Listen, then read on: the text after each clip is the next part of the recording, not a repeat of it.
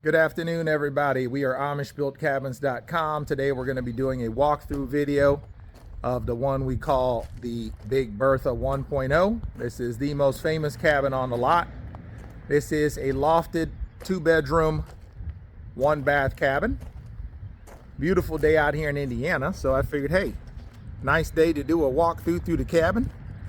Remember, we have the modern Big Bertha 3.0. But again, today the attention is on the rustic cabin, the Big Bertha 1.0. Remember, we can also do this cabin in a modern way, kind of like this one is designed with the 2x6 stud walls instead of the 4x6s like you'll see here in the video today. So just keep that in mind. You can get this cabin with this aesthetic, okay? So just keep that in mind real quick. And we're gonna go ahead and yeah, let's get started. So as you can see, this is an all wood cabin. It's got a 26 gauge metal roof on it. Obviously that's a hunter green roof. We have green shutters to match here on the front double pane vinyl windows. You can choose any color shutters and roof you want. Let me show you this side here. Remember I was talking about that this is built with 4x6 walls. You see this? So these are 4x6 timber all the way up. And then in between, you notice there's that gray matter there, which is called log jam or chinking. That's what seals the cabin shut. So when you're running your heating in the winter, your heat stays in and the cold air stays out. And when you're running your AC in the summer, your cold air stays in and your hot air stays out. That's what seals the cabin. Remember, wood does have thermal mass. So since this is a log cabin, the walls are actually wooden walls, not with your regular style insulation.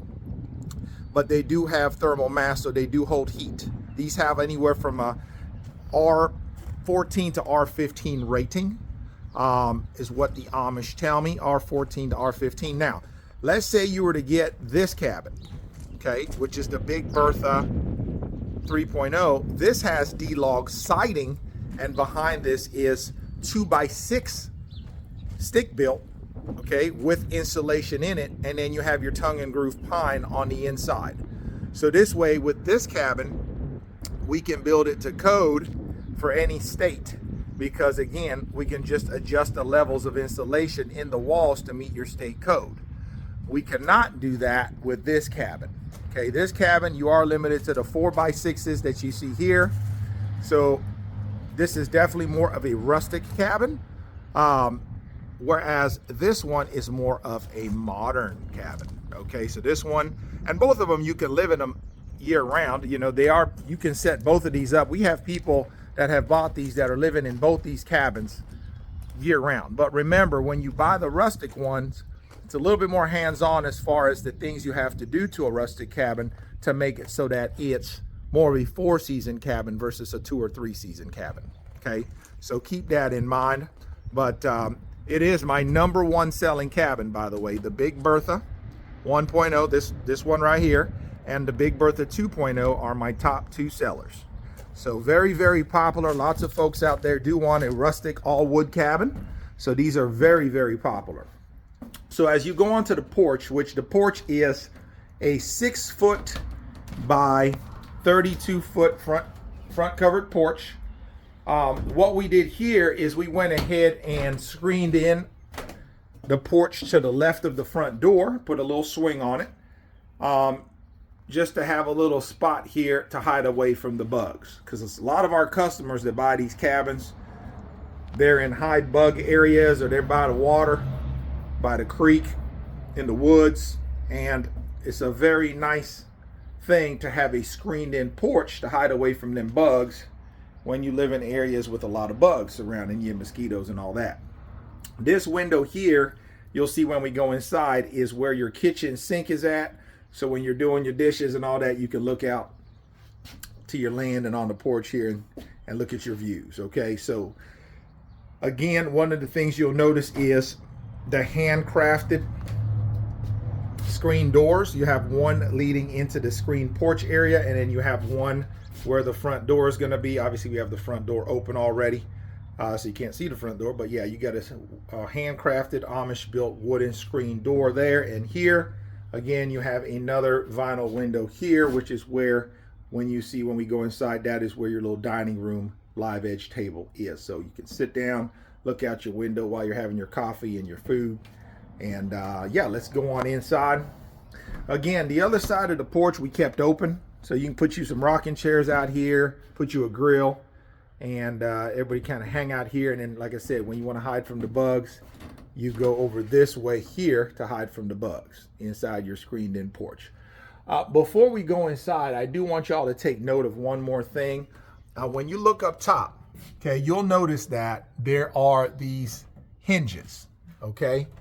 You wouldn't notice them unless I kind of pointed them out to you, but what those are is for transportation purposes. So the bottom decking here also is on a hinge system. So what we'll do, you see these rails right here?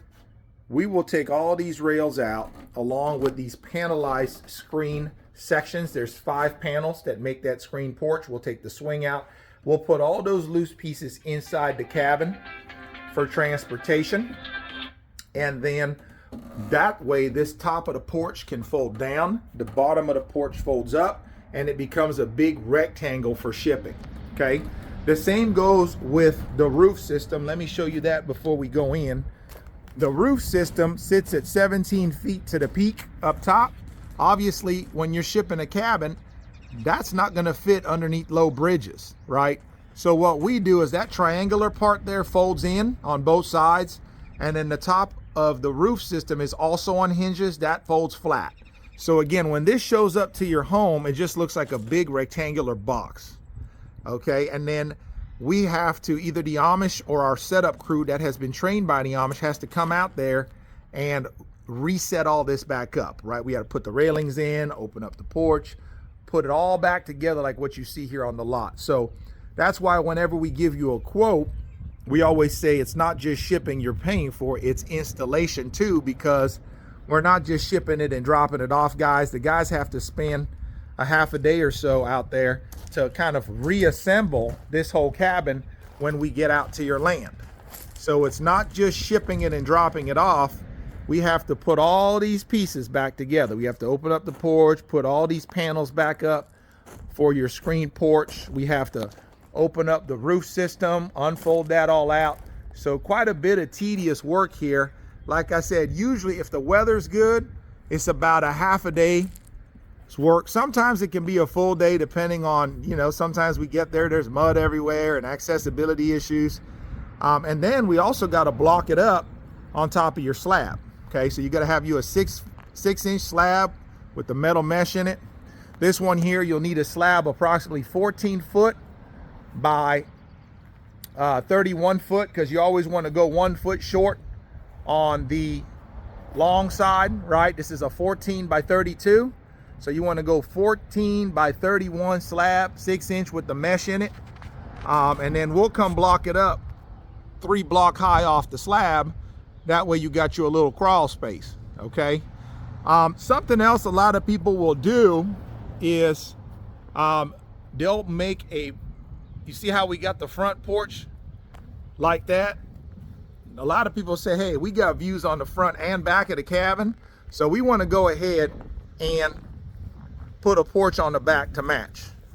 And so we charge, obviously that's an upgrade, but it's a very popular one. I would say probably 1 out of every 3 cabins we sell of these rustic ones, they upgrade to have a back porch on it. That way, whether you're sitting on the front of the porch or the back, you can have a couple of swings out there and enjoy the views on both sides. Again, you see what we got going on here with the 4x6 solid walls going all the way from the bottom all the way up, okay? See that? Another question we get asked a lot is, how often do you have to stain these log cabins? Well, I tell people like this. This is how the Amish tell me to explain it to y'all, okay? If you got it sitting out in the sun like I do, obviously on my sales lot, I ain't got no shade out here, no trees, nothing, right? So this wood is gonna fade a lot faster than if I was under a bunch of trees, right? So if I was just leaving, if you're in a non-shady area, you might want to stain this wood to keep it looking rich like this and dark. you might want to stain it every 2 to 3 years. But if you got a lot of shade on your property, guess what? You might only have to stain it once every 5 to 10 years. Again, it just really depends on how much shade you got on your property. Okay, so just keep that in mind. It's all a matter of how much shade you got on the property. Okay.